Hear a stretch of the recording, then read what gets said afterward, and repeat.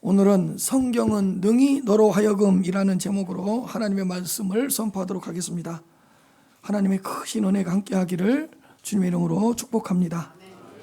14절 말씀을 보시면, 그러나 너는 배우고 확신한 일에 거하라. 너는 내가 누구에게서 배운 것을 알며. 바울 사도는 젊은 목회자 디모데에게 배워서 확신하고 있는 진리 안에 거할 것을 권면합니다. 배우고 확신한 일에 거하라. 신화와 끝없는 족보 이야기, 다른 교훈, 망명되고 헛된 말, 거짓된 지식, 허탄한 이야기들을 따르지 말고 배워서 굳게 믿고 있는 진리 안에 거할 것을 권면했습니다. 배우고 확신한 일에 거하라. 그리고 누구에게서 배웠는가를 상기시켰습니다. 너는 내가 누구에게서 배운 것을 알며. 누구에게서 배웠는가를 상기시켜 주었습니다. 왜냐하면 그 당시에는 이단들, 거짓 교사들이 많았기 때문에 누구에게 배웠는가가 아주 중요했습니다. 디모데는 우리가 잘 아는 대로 외조모 로이스와 어머니 유니게에게서 배웠습니다. 그리고 사도 바울이 2차 전도 여행 때 디모데를 만난 후에 디모데는 사도 바울에게 계속해서 배웠습니다. 사도 바울은 디모데를 향하여 믿음 안에서 참 아들이다, 사랑하는 아들이라고 부를 정도로 이 디모데라는 제자를 아끼고 사랑했습니다. 디모데는 사도 바울에게 또 체계적으로 다시 한번 배웠던 것이죠. 디모데는 하나님의 말씀과 교리를 어렸을 때부터 바르게 배울 수 있는 큰 축복을 받아 누렸습니다. 그리고 15절 말씀을 보시면, 또 어려서부터 성경을 알았나니 성경은 능히 너로 하여금 그리스도 예수 안에 있는 믿음으로 말미암아 구원에 이르는 지혜가 있게 하느니라. 디모데는 어려서부터 성경을 알았습니다. 또 어려서부터 성경을 알았나니. 어려서부터 성경을 알았나니. 성경은 어릴 때부터 가르치고 배워야 합니다. 어릴 때부터 성경을 가르치고 배우는 것이 좋습니다. 이런 의미에서 살펴보면 영아부와 유아부, 유치부가 너무너무 중요한 것입니다. 왜? 어릴 때부터 성경을 배우고 알아야 되거든요. 어려서부터 성경을 가르쳐야 되고 어렸을 때부터 성경을 깨달아야 됩니다. 어려서부터 성경을 배웠다가 아니고 배워서 아는 데까지 가버린 거예요. 배운다고 다 아는 건 아니잖아요. 그런데 디모데는 어려서부터 성경을 배워서 아는 데까지 이르렀다. 여기에 계신 분들 중 예수님을 늦게 믿으신 분들이 있을 것입니다. 그렇다면 얼마나 많이 성경을 공부하고 배워야 되겠습니까?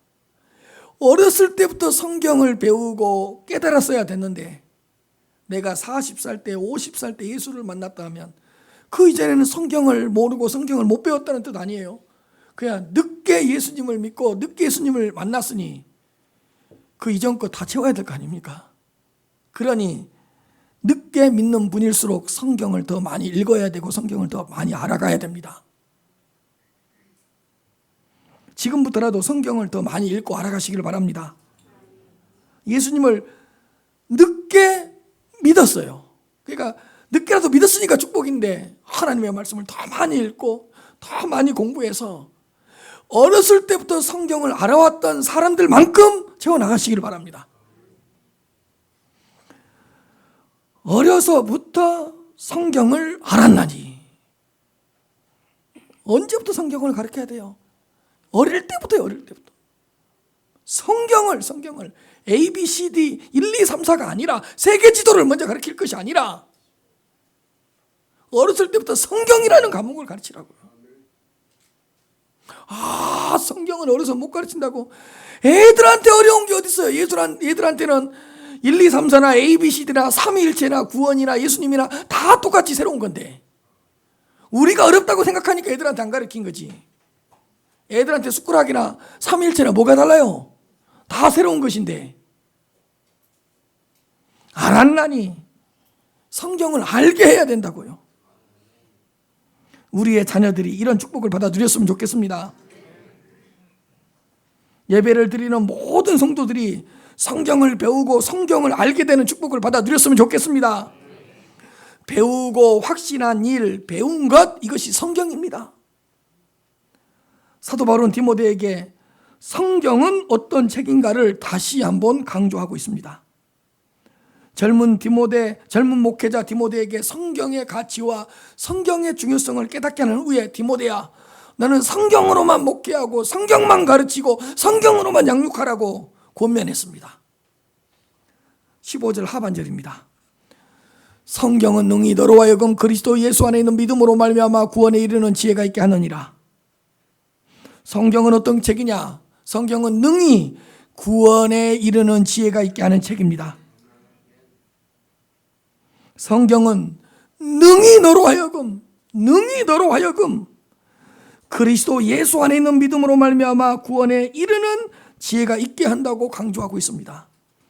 한 말씀 한 말씀이 얼마나 귀한지 모릅니다. 믿음의 대상은 예수 그리스도요, 구원의 도구는 믿음이요, 믿음의 결과는 구애요.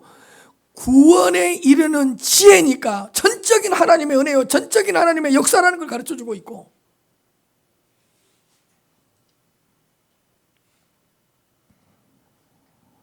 성경은 세상의 책과는 근본적으로 다릅니다. 본질적으로 차원이 다릅니다. 왜요? 세상의 책들은 구원을 다루지 않기 때문입니다. 구원을 다룰 수도 없습니다. 세상에 있는 많은 책을 공부하고 연구하더라도 구원에 이르는 지혜에 대해서는 한 발자국도 가까이 나아갈 수 없습니다. 오직 성경만이 구원에 이르는 지혜가 있게 하는 책입니다. 성경은 능히 너로 하여금 그리스도 예수 안에 있는 믿음으로 말미암아 구원에 이르게 하는 지혜가 있게 하는 책입니다. 성경은 이스라엘의 역사책이 아닙니다. 성경은 세상의 어떤 지식이나 정보를 제공하는 책이 아닙니다. 성경은 어떤 책이냐? 능히 너로 하여금 그리스도 예수 안에 있는 믿음으로 말미암아 구원에 이르는 지혜가 있게 하는 책이라고 이야기합니다. 그러므로 성경을 떠나서는 구원에 이르는 지혜를 얻을 수 없습니다. 성경을 읽지 않고는 구원에 이르는 지혜를 깨닫지 못합니다. 성경이 없다면 그리스도 예수를 알 수 없고, 성경이 없다면 믿음을 가질 수도 없고, 성경이 없다면 구원에 이르는 지혜도 없습니다. 이 세상의 모든 학문은 땅의 것만 다룹니다. 혹 하늘의 신령한 복을 다루는 책이 있기는 합니다. 그러나 그런 책들도 몇 장만 읽어보고 조금만 읽어보면 큰 혼란에 빠져 헤매고 있다는 걸 금방 알아차릴 수 있습니다. 전혀 엉뚱한 내용만 기록되어 있습니다. 성경 외에는 능히 구원에 이르는 지혜를 주지 못합니다. 성경은 어떤 책입니까? 성경은 능히 너로 하여금 그리스도 예수 안에 있는 믿음으로 말미암아 구원에 이르는 지혜가 있게 하는 책입니다. 누군가가 성경은 어떤 책이냐고 물어보면 성경은 구원의 책이다, 구원에 이르게 하는 지혜가 있게 하는 책이다 라고 대답할 수 있어야 됩니다. 요한복음 20장 31절입니다. 오직 이 요한복음을 기록하면, 이것을 기록하면, 성경을 기록하면 너희로 예수께서 하나님의 아들 그리스도의 있음을 믿게 하려 하며 또 너희로 믿고 그 이름을 힘입어 생명을 얻게 하려 함이니라.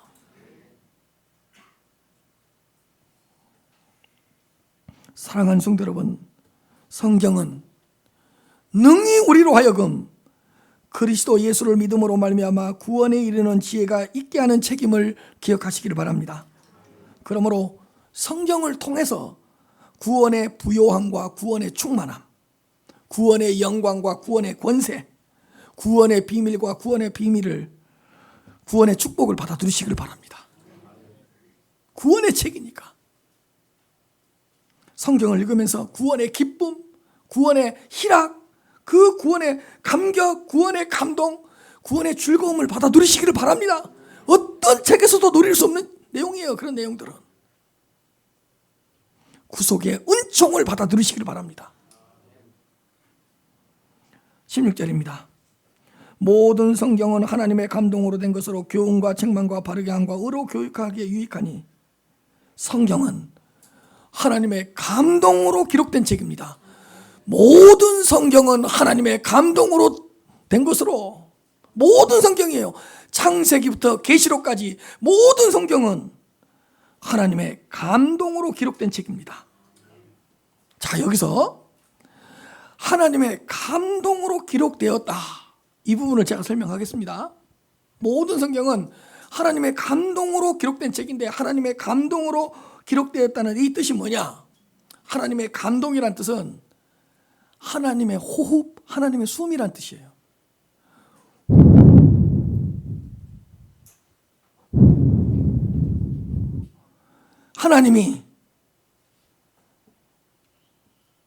하나님의 호흡과 하나님의 숨을, 성경을 기록할 자들을 선택하셔서 그들 안에 하나님의 호흡, 하나님의 숨을 불어넣으셔서 하나님의 말씀을 어떤 오류도 없이 기록하게 하셨다는 뜻입니다. 그러니까 하나님의 감동으로 된 책이라는 말은 하나님의 호흡을 그들 안에 부어 넣어주시고 하나님의 숨을 불어 넣어주셔서, 하나님의 호흡과 하나님의 숨은 뭐죠? 성령이잖아요. 성령을 불어 넣으셔서 하나님의 말씀을 한치의 오차도 없이, 한 단어도 빠짐없이 기록하게 하셨다는 뜻입니다. 그런데 이 부분에서 굉장히 조심해야 될 게 있습니다. 이런 겁니다. 하나님이 성경을 기록할 자들을 선택했어요. 그래서 그들 안에 하나님의 호흡, 하나님의 숨, 성령을 막 불어 넣어 주셨어요. 감동을 시킨 거예요. 그 다음에 그들이 알아서 뭔가를 기록했다는 뜻이 아니에요. 하나님은 그들에게 감동만 주시고 하나님의 호흡만 불어 넣어 주시고 그들이 뭔가를 기록하고 그들이 스스로 알아서 기록했다는 뜻이 아니에요. 그건 무슨 뜻이냐? 하나님은 하나님의 호흡, 하나님의 숨, 성령을 그들 안에 불어 넣으시고 거기에다가 하나님의 말씀을 넣어 주셔서 그들로 하여금 하나님께서 들려주시고 하나님께서 주신 말씀을 그대로 기록하게 하셨다는 그 뜻입니다. 그러니까 감동도 시키시고 기록한 말씀도 그들 안에 전부 다 넣어주신 다음에 그들로 하여금 기록하게 하셨다는 뜻이라고요. 하나님은 그들만 감동시키시고 감동을 받은 자들이 알아서 기록한 내용이 아닙니다. 그 이단입니다. 그러면 지금이라도 누군가가 감동을 받아서 뭔가를 기록했어요. 그러면 그게 성경이 되는 거예요? 하나님께서 하나님의 호흡, 성령을 통해서 그들을 감동시키시고 그들 안에 하나님의 말씀을 집어넣어 주시고 하나님의 음성을 들려주신 다음에 그 음성, 그 말씀을 기록하게 하신 것이 성경입니다.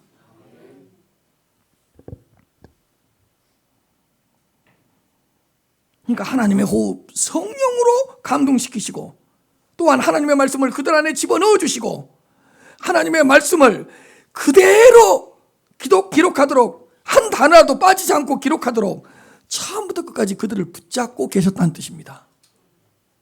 이 하나님의 감동으로 되었다는 뜻이. 성경을 기록한 자들이 하나님의 말씀을 기록했기 때문에 성경이 된 것이고 거룩한 말씀이 된 것입니다.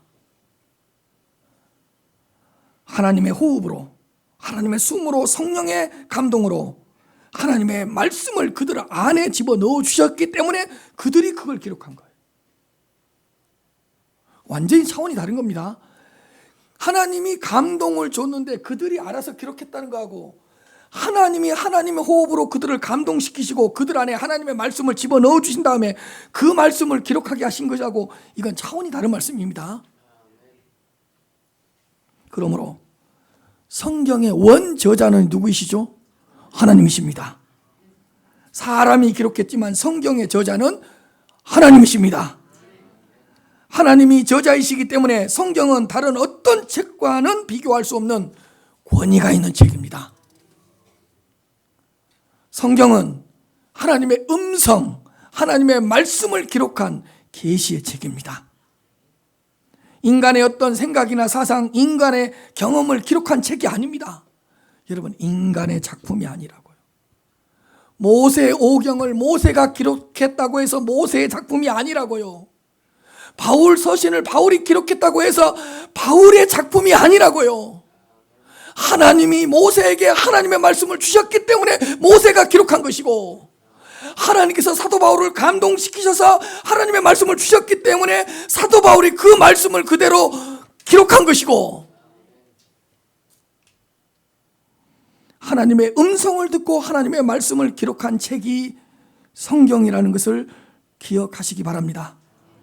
그러므로 성경을 넘어서면 안 됩니다. 성경에 반대되거나 성경과 부딪힐 때는 그 어떤 것이라도 버려야 됩니다.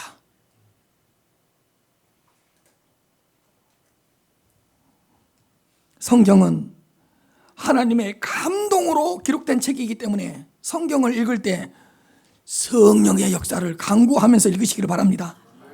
주여 말씀하옵소서, 내가 듣겠나이다, 이런 겸손한 마음으로 읽어나가시기를 바랍니다. 하나님의 호흡, 하나님의 숨, 이 성령의 감동으로 기록된 책이기 때문에 반드시 성령의 역사가 있어야 됩니다.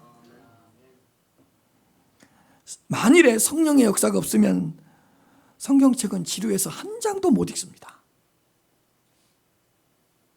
성령의 역사가 없이는 한 구절도 이해가 되지 않고 성경만 펴면 딴 생각이 들고 졸리기만 합니다.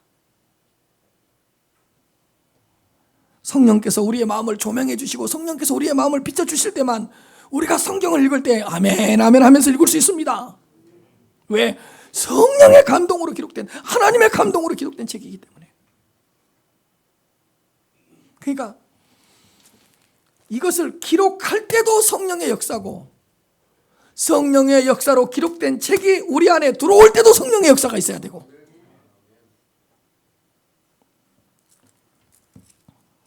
베드로후서 1장 20절부터 21절입니다. 먼저 알 것은 성경의 모든 예언은 사사로이 풀 것이 아니니 예언은 언제든지 사람의 뜻으로 낸 것이 아니요. 시작.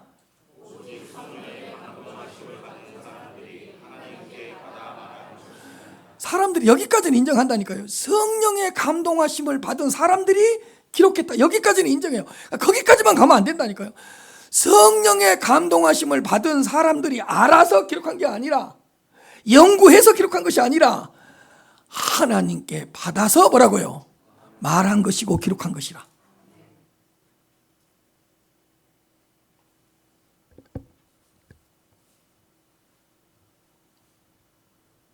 그러니까 목사님들도 조금은 조심해야 돼. 뭐 함부로 이런 말 하면 안 돼. 지난 밤에 하나님께서 저에게 이런 말씀을 주셨습니다. 조심해야 돼. 그럼 뭔가 하나님의 말씀이 아닌 특별한 걸 주신 것 같잖아요. 그러면 성도님들은 그 목사님을 존경하거든. 왜? 우리가 듣지 못한 무슨 음성을 들은 것처럼.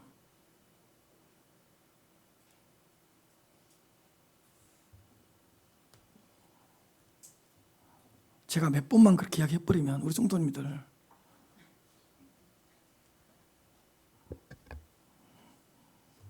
우리 목사님, 우리가 듣지 못하는 무슨 새로운 음성이 있는가 봐. 없어요. 이거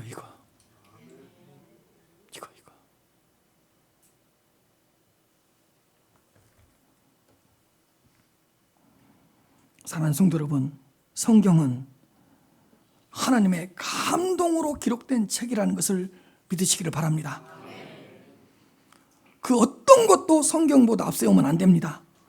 그 어떤 것도 성경 위에, 성경보다 더 위에 올려놓으면 안 됩니다. 인간의 이성과 전통도, 인간의 관습도, 인간의 경험도, 어떤 인간의 뛰어남도 성경을 넘어설 수가 없습니다. 그러니까 이런 말 조심해야 돼. 이 말씀은 내가 이해가 안 돼. 그러면 이 말씀을 하신 하나님보다 자기가 더 뛰어나다는 뜻이잖아요. 그러니까 조심해야 돼. 이건 성경을 넘어서 버리는 거예요. 따라서 성경이 가는 데까지만 가고 성경이 멈추면 멈춰야 된다.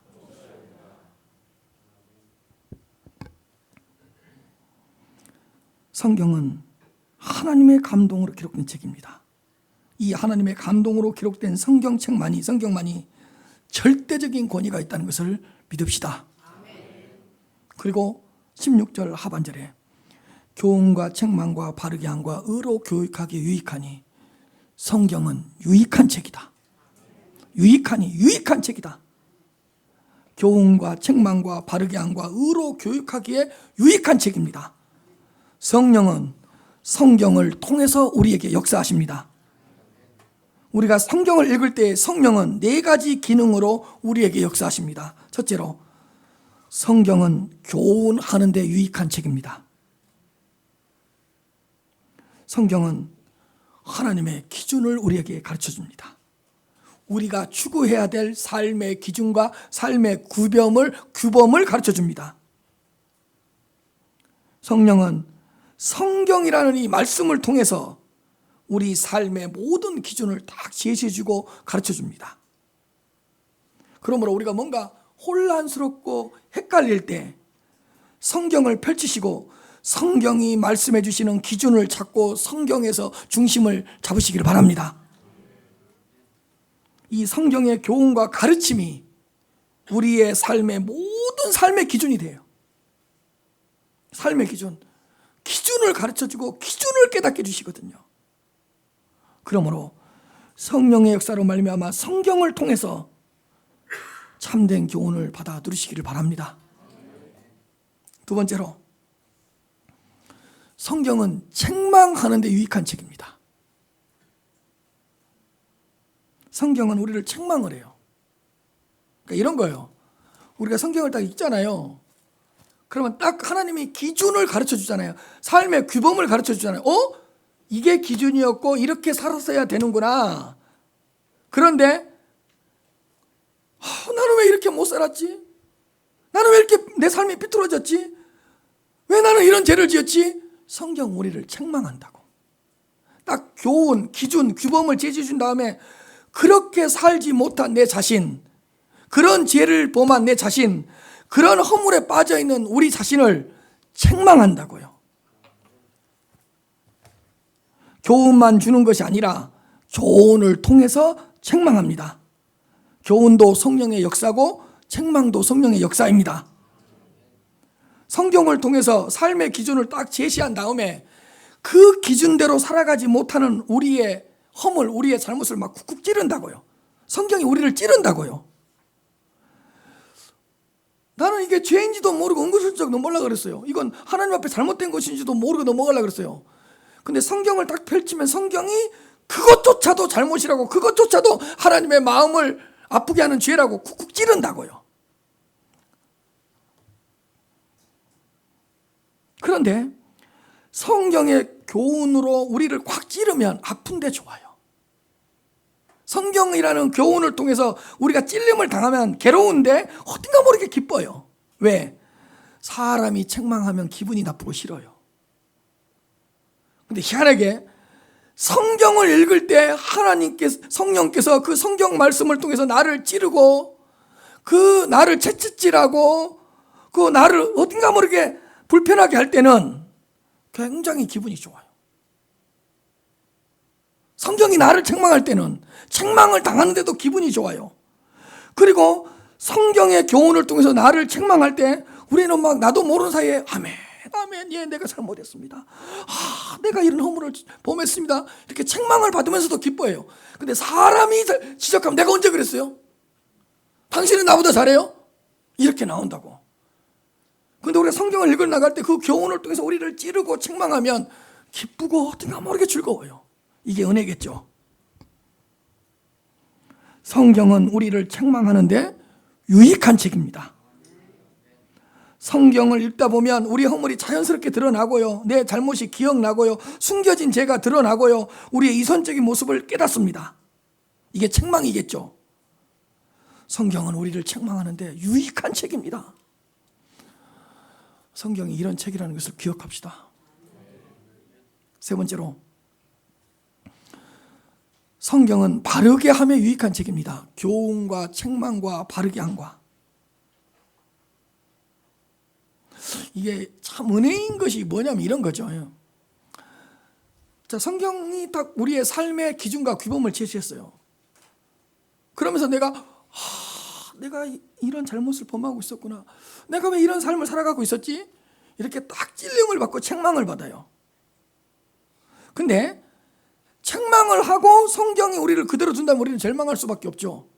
그리고 우리의 죄를 책망하고 우리의 잘못을 지적만 하고 가만히 내버려 두면 우리는 심판을 받을 수밖에 없잖아요. 그런데 성경은 우리에게 교훈하고 교훈을 통해서 책망하고 그 죄가 잘못이라는 것을 책망한 다음에 바르게 인도해 줍니다. 고쳐줍니다. 수정해 줍니다. 교정해 줍니다. 그러니 은혜죠. 교훈만 하고 책망만 하고 끝나는 것이 아니라 우리의 잘못을 고쳐서 바르게 하십니다. 잘못을 깨닫게 하는 책망을 해주시고 바르게 함으로써 고쳐주십니다. 죄를 책망하고 회개의 자리로 이끕니다. 다시 돌이키게 합니다. 하나님의 말씀을 봤는데 하나님의 형상의 아름다움이 있는데 내 죄 때문에 막 하나님의 형상이 막 찌그러들고 오그라들었어요. 그래서 막 하나님의 형상이 찌그러들고 오그라들었으니까 그 찌그러드는 하나님의 형상과 그 오그라든 그 하나님의 형상을 책망을 해요.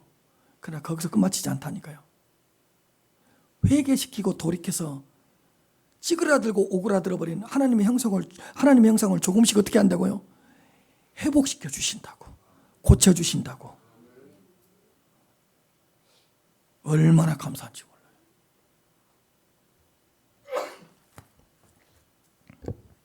성경은 처방전까지 주는 유익한 책입니다.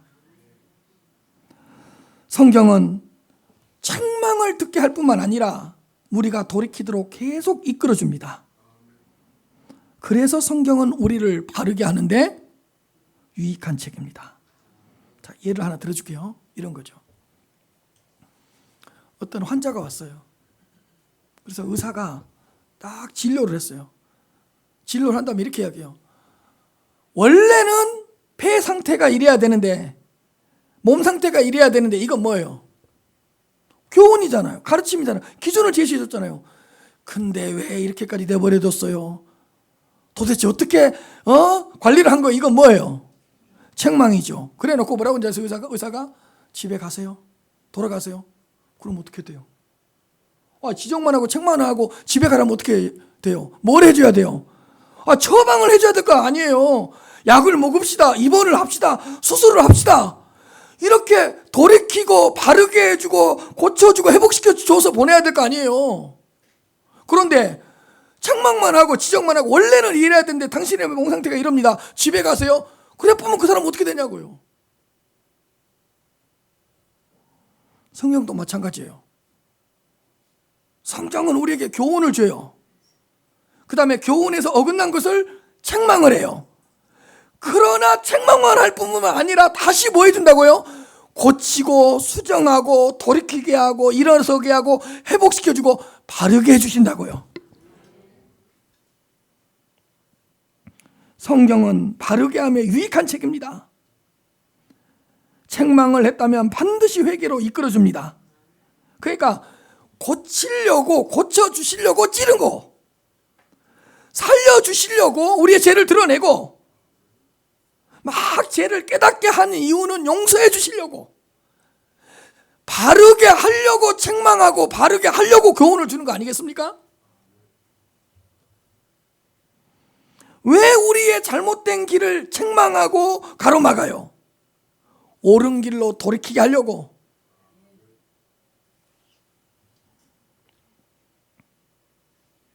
그러므로 책망을 받는 것이 복입니다.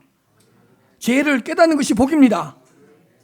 찔림을 받는 것이 복 중에 복입니다. 왜요? 찌르고 책망해서 바르게 해주시려는 하나님의 뜻이 있으니까. 살려주시려는 뜻이 있으니까. 회복시키시려는 뜻이 있으니까. 아니 죄가 있으면 콕 찔러서 드러내야 될 거 아니에요. 그래서 그 죄 회개함으로 용서받게 만들고 바르게 해줘야 될 거 아니에요. 질병이 있으면 드러내야 될 거 아니에요. 진료를 해서. 그래서 왜 이렇게 몸 관리를 했냐고 책망도 하고 지적도 해야 될 거 아니에요. 드러내야지만 수술하고 고칠 거 아니에요. 그러니까 찔림을 당한다는 건 복이에요. 살려주시려고 하는 거니까. 죄를 회개시켜서 회복시키려고 하는 것이니까. 성경은 이렇게 바르게 하며 유익한 책이라는 것을 기억하시기를 바랍니다. 네 번째로, 성경은 의로 교육하기에 아주 유익한 책입니다. 성경의 기능 중 마지막 단계는 의로 교육하는 겁니다. 경건하고 올바른 삶을 살아가도록 지속적인 교육이 필요합니다. 여기서 여러분, 교육이라는 말은 연단과 훈련이라는 뜻입니다. 그러니까 의로 교육한다. 의로운 삶을 살아갈 수 있도록 교육을 받아야 된다. 의로운 삶을 살아갈 수 있도록 교육받고 연단받고 훈련을 받아야 된다. 성경은 의로 교육하기에 유익한 책입니다. 어린아이처럼 지속적인 교육을 받아야 의로운 삶을 살 수 있습니다. 연단과 훈련을 통해서 그 습관이 몸이 배워야 지속적인 거룩한 의의 삶을 살아갈 수 있다는 뜻입니다. 의로 교육을 받아야지만이 의로운 삶을 살아갈 수 있다. 성경은 의로 교육하기에 유익한 책이라는 것입니다. 또 한 가지 예를 들겠습니다. 어떤 운동선수가 있는데요, 같은 실수를 반복을 계속해요. 게임 때마다. 그래서 이 감독하고 코치진들이 그 운동선수가 그 실수한 그 장면을 계속 관찰했어요. 그 다음에 찾아낸 거예요. 이럴 때 실수를 하는구나. 이것 때문에 실수를 하는구나. 자, 보세요. 관찰을 딱 이렇게 해서 알아냈어요. 이건 교훈이죠. 그 다음에 선수한테 그랬어요. 너는 이것 때문에 실수를 하는 거야. 너는 이 자세를 고쳐야 돼. 이게 뭐예요? 책망이죠. 그 다음에 그래서 이 자세를 실수를 하지 않는 자세로 고쳐줬어요. 수정해줬어요. 이건 뭐예요? 바르게 함이죠. 근데 잘 보세요. 한 번 바르게 했다고 이제 실수하지 않아요? 아니죠. 그 올바른 자세가 몸에 뵐 때까지 교육하고 훈련하고 연단을 해야지만이 다음 게임 때 그 실수를 반복하지 않는다고요. 그러니까 의로 교육을 한다는 말은 의로운 삶을 살 수 있도록 연단을 받아야 되고 훈련을 받아야 되고 교육을 받아서 몸에 배워야 되고 습관이 되어야 된다는 거예요. 그래야지만이 의로운 삶을 살아갈 수가 있다는 뜻입니다. 몸에 배는 훈련을 하지 않고 몸에 배는 연단을 받지 않으면 다음 게임 때 무의식적으로 똑같은 실수를 반복한다고요. 수정한 그 자세가, 수정한 그 행동이 몸에 배게 만들어야 된다고요. 의로 교육한다는 말은 그 말이에요.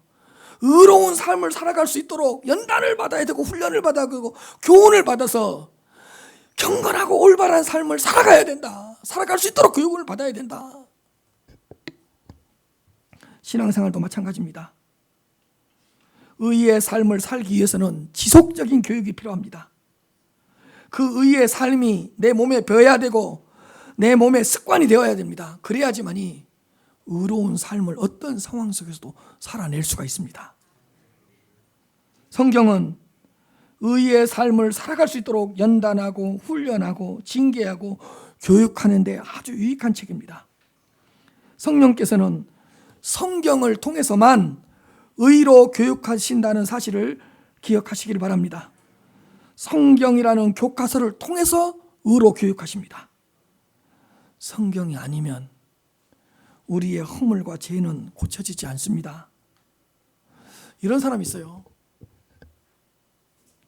서점에 가서 기독교인이 스님 책을 보면서 교훈을 삼아요. 이게 말이 돼요? 스님이 말하는 의하고 성경이 말하는 의가 같아요? 유명한 스님이 쓴 책을 읽으면 고상한 거예요? 그게 성경에서 말하는 의예요?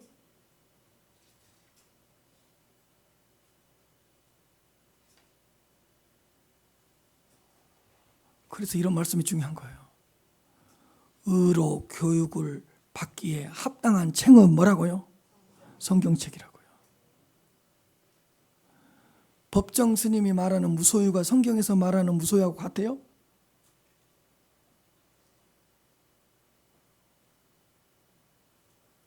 말도 안 되는 소리 하고 있어. 우리가 뭘로 의로 교육함을 받아요? 우리가 의로운 삶을 살 수 있도록 뭘로 연단을 받고 훈련을 받아요? 하나님의 말씀이죠. 제가 지금 아주 중요한 말을 하는 거예요. 성경 지하철에서 성경을 읽으면 좀 어리석어 보이고 유명한 어떤 종교적 그런 지도자들의 책을 읽으면 고상해 보이고, 그래서 성경은 숨어서 읽고 일반 책은 내놓고 읽고. 잘한다, 잘해. 성경은 부끄러워서 혼자 숨겨서 읽고 철학책은 내놓고 읽고. 뭘로 교육을 받아야 되는데 우리가요? 이거 들고 다니면 부끄럽고, 어떤 유명한 스님이나 유명한 학자의 책을 들고 다니면 자랑스럽고. 하나님의 말씀 성경에 뭘로 우리가 의로 교육받아요?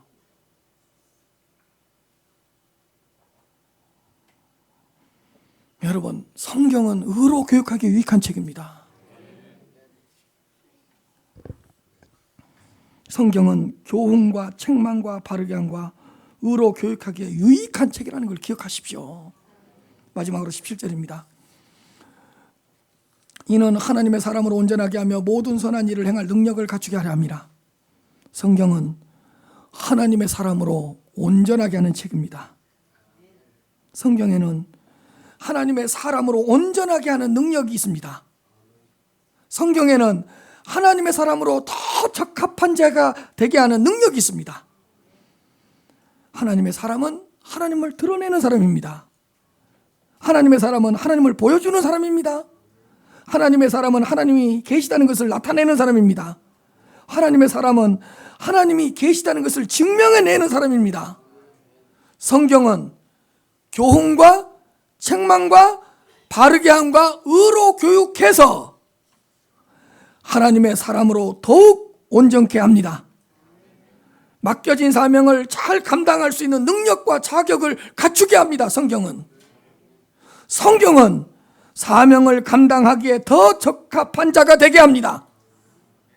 성경을 통해서 하나님의 사람으로 더욱 온전케 되시기를 바랍니다. 하나님의 사람으로 온전케 되기 위해서는 성경의 사람이 되어야 됩니다. 그러니까 성경을 끼고 덮고 품고 얻고 살아가시기를 바랍니다. 성경을 펼치지 않고는 하나님의 사람으로 온전케 될 수 없습니다. 성경에는 하나님의 사람들이 갖추어야 될 모든 것들이 다 들어 있습니다. 하나님의 사람으로 적합한 자가 되게 하는 영적 자양분이 이 성경 안에 다 들어 있습니다.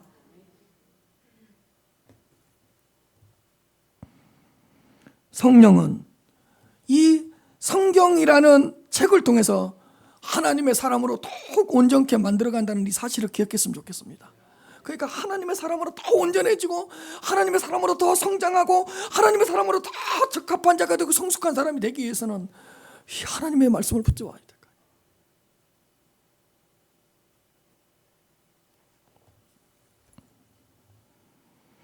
성경은 하나님의 사람으로 온전하게 하는 책이라는 것을 기억하시기를 바랍니다. 마지막으로 성경은 모든 선한 일을 행할 능력을 갖추게 하는 책입니다. 정말 한마디가 정말 은혜가 넘치지 않습니까? 모든 선한 일을 행할 능력을 갖추게 하는 책이 성경이다. 말세에 고통하는 때에 승리하기 위해서는 능력이 필요합니다. 악한 사람들과 속이는 자들에게 속지 않으려면 능력이 있어야 합니다. 고난과 역경을 이겨내려면 능력이 있어야 됩니다. 그런데 성경은 모든 선한 일을 행할 능력을 갖추게 합니다. 우리에게 맡겨진 바 사명을 잘 감당하도록 성경은 철저히 준비시킵니다. 그러나 이것 또한 성령의 역사가 없이는 불가능합니다. 성령의 역사가 없이는 진리를 배우나 끝내 진리의 지식에 이르지 못하고, 성령께서 역사하지 않으면 경건의 모양은 있으나 경건의 능력을 부인하고, 성령은 항상 성경과 분리되지 않고 함께 역사한다는 걸 기억하십시오. 성령께서는 이 성경을 통해서 우리로 하여금 모든 선한 일을 행할 능력을 갖추게 한다는 걸 기억하시기를 바랍니다. 사랑하는 성도 여러분, 성경은 어떤 책입니까? 모든 선한 일을 행할 능력을 철저히 준비시키는 책입니다. 그러므로 성경을 많이 읽는 성도님들이 되시기를 바랍니다. 날마다 성경을 읽는 직분자들이 되시기를 바랍니다. 틈만 나면 성경을 펴서 읽는 피택자들이 되시기를 바랍니다. 성경의 가치와 중요성을 빨리 깨달으시기 바랍니다. 성경에 대한 무지는 예수 그리스도에 대한 무지입니다.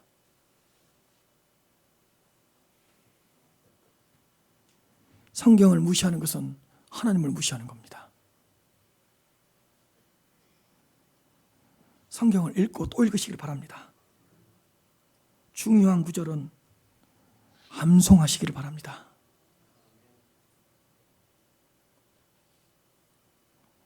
성경을 사랑하는 것이 하나님을 사랑하는 거예요.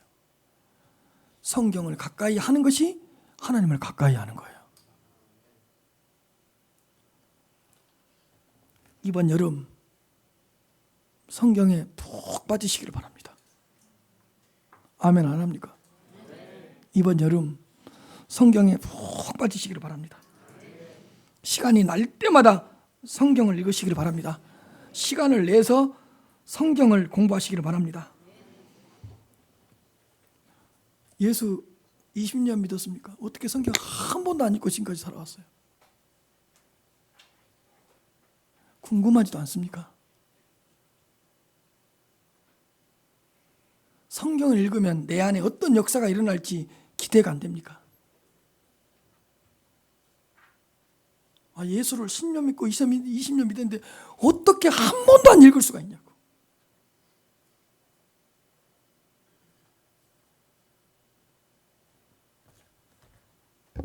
이렇게 우리에게 유익한 책인데,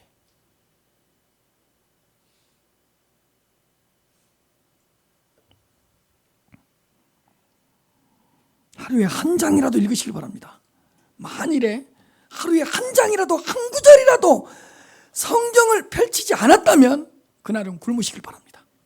한 절이라도 읽고 식사하시기 바랍니다. 한 장이라도 읽고 식사하시기 바랍니다. 안 되면 한 장이라도 성경책 복사해서 차에서 가지고 다니면서 읽으시길 바랍니다.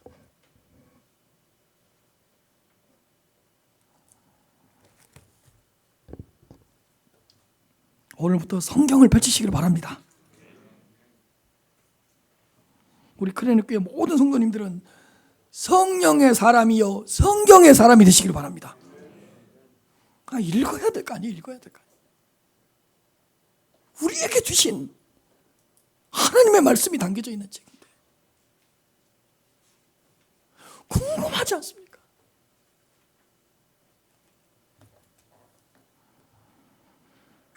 이 한 권의 사람이 되시길 바랍니다. 성경에 대한 무지는 하나님에 대한 무지입니다. 성경은 어떤 책인가? 오늘 주신 말씀으로 성경의 축복과 성경의 유익을 받아 누리시기를 주님의 이름으로 축복합니다.